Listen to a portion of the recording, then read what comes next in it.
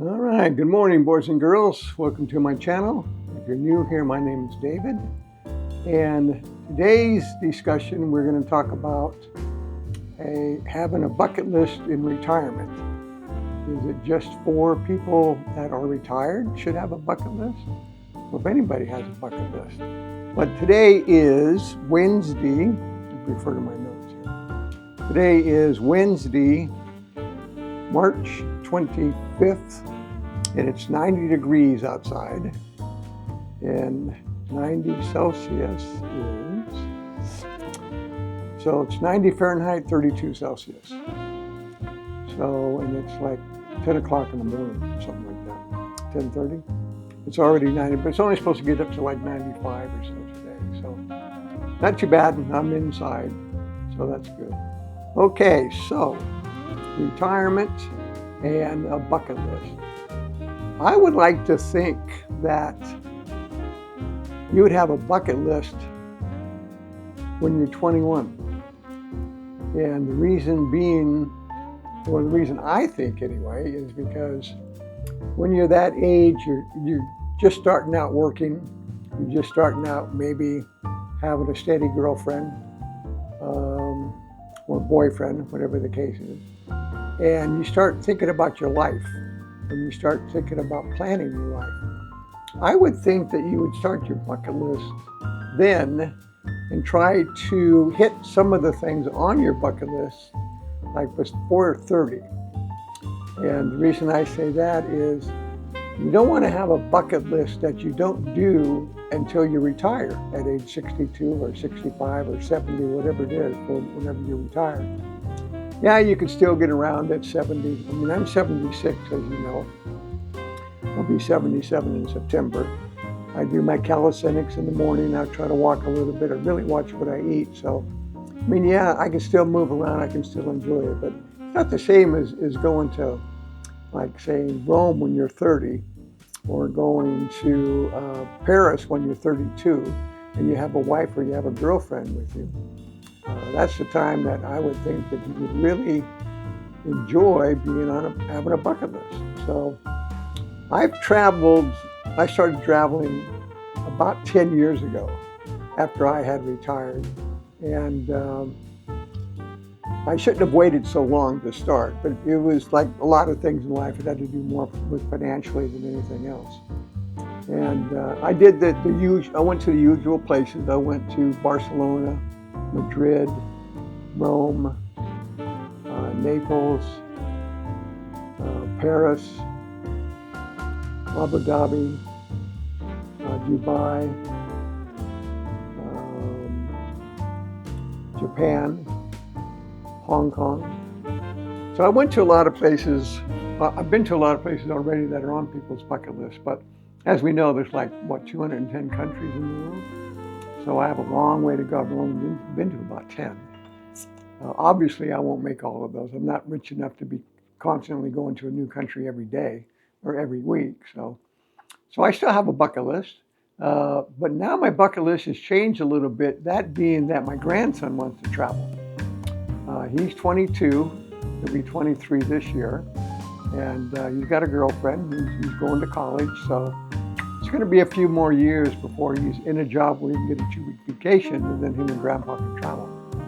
So what I would like to probably do with my grandson is travel the 2 weeks with him, and then continue my traveling after the 2 weeks, or travel 2 weeks, or be traveling before I meet up with him for 2 weeks.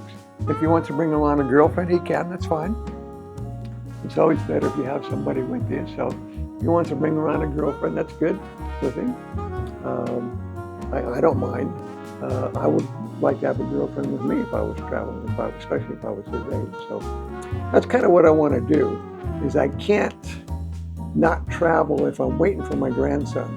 I can't just not travel while I'm waiting another 2 or 3 years for him to get settled in his job and get 2 weeks off and everything else. So I'm going to have to start traveling again before that. So I know I say that every year, and my brother's getting sick of me saying that, but what I've been doing lately in the last year or so is put money into my house.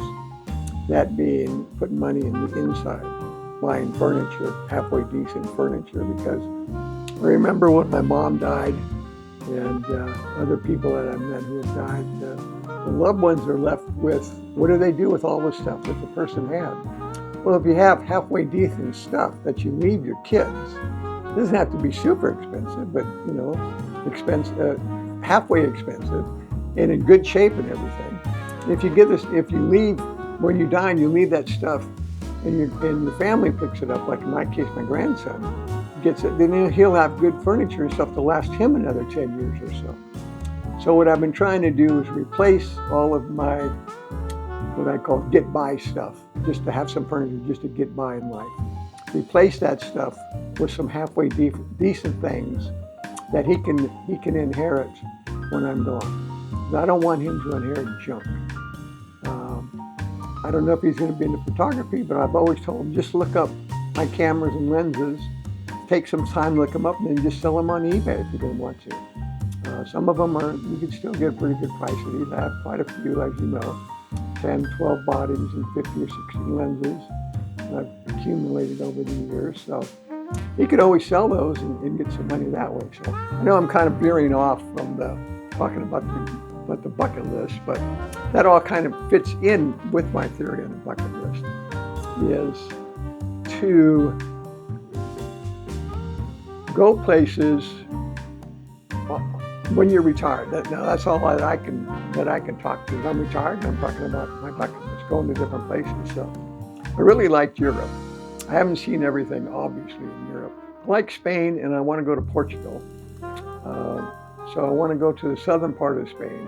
I want to go to all around the Mediterranean. I want to go around those areas. So that's on my bucket list. Michael, my grandson, he wants to go to the Far East, which is good. I can go back to Japan. I can go back to Hong Kong. Obviously, I was there for a week each, but I didn't see, 1/100th of anything to see in either one of those places. So I would go back. Because you see things differently when you see it through the eyes of your loved one. Things are just different. They just are. So I would think. Let me take a sip here. I'm starting to get a frog voice. And yes, that's coffee. And yes, I drink coffee through a straw. The reason being, I've had a lot of work done on my teeth and everything. I only drink 1 or 2 cups of decaf a day, mostly only 1, but I still use a straw because it does kind of make a difference. I've talked to a few other people that I've talked to on Twitch, not on Twitch, on Twitch, and they say, both females, and they say that they drink coffee through a straw and they have brilliantly white teeth. So, again, I'm getting off the beaten track there. So retirement. Being retired and a bucket list. So put down below if you think it's a good idea to have a bucket list when you retire, and do you have one? And what are you doing to work towards that bucket list in retirement? Or do you have one when you're in your 20s and 30s and you're starting already on your bucket list? Obviously, when you're 20 or 30, you can go a lot more places than you can when you're 60 or 70 like I am. But then also, I have enough disposable income where I can be gone for a while when I travel, which I'm fortunate in that regard, because I'm a little bit better off than a lot of people that are retired. I have a good size disposable income, so I can do some good traveling and be gone for a month or 2 at a time, which I might do, but not in July and August in Europe. I mean, that's the crowds and the weather, so you want to do that. There was a time there when on my bucket list, what I tried to do was I went to a different city every year of my birthday. So I spent time in a different city, and I did that for about 8 or 9 years.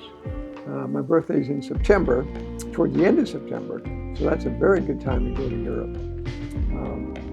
I went to Rome one time on my birthday. I went to Madrid one time on my birthday. I went to Barcelona. I went to Paris. Dubai, I went in January, and it was still 100 degrees. But but it wasn't too bad. So I went to Dubai and Abu Dhabi. I did that in January. So okay, so to wrap this up, that's what today's discussion is about: is having a bucket list when you retire, or working your bucket list before you retire. So why don't we get a discussion going on, do you want to have work on your bucket list when you retire or before that? Or do you even have a bucket list? I've met some people in life that don't want to travel at all. They don't want to go anywhere. They don't want to leave the United States. They don't even travel within the United States. I know some people, they don't even travel within their state. To me, I don't know, I can't quite understand that. I mean, maybe not traveling to some countries, maybe not traveling to some regions of the world, but just to flat out not travel. I don't know, I can't get with that. My mother was a travel agent. She traveled all over the world constantly.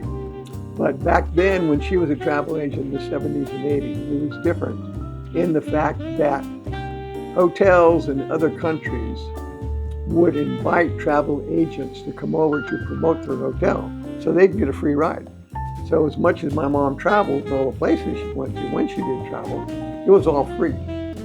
So she just had to pay for her expenses when she got there and stuff, but the tickets and everything were all paid for. So maybe that's where I got my wanderlust from. I don't know.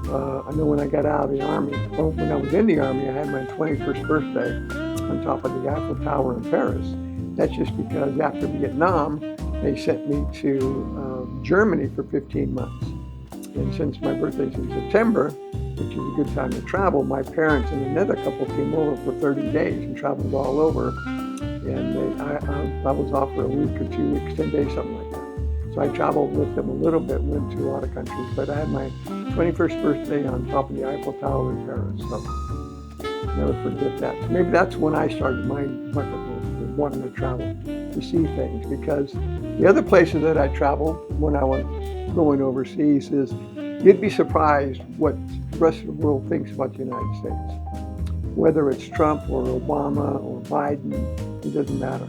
There's a completely different view of the United States in other countries, in Europe especially. Don't know that much about Hong Kong or Japan because I didn't talk to that many people when I was over there about that. But you'd be surprised once you get outside of the borders of the continental United States. The world looks a lot different than it does looking in here. So let me know about your bucket list. Let me know if you have one, and let me know if you are planning one, and let me know how you're doing with it. So I think we'll go ahead and wrap it up because I know that I'm rambling and I don't have a speech. I should write out a speech like most people do, but I like to really wing it or do it off the cuff type stuff. So let me know what's going on, and don't know when the next one will be. Maybe today's Wednesday, so maybe Friday. So, because I'm trying to kind of catch up for that 2 weeks there where I didn't have anything because I was involved in that court. And that you can look at the other video that I did on my jury duty in retirement. So, hope everybody's doing fine. If you have any questions, complaints, suggestions, please let me know. Put it down in the comments below. Let me know what's going on. Let me know if I'm doing a good job, bad job, indifferent. If I should get off the internet or get on more often. Let me know. So thank you, and I will see you on the next one. Bye-bye.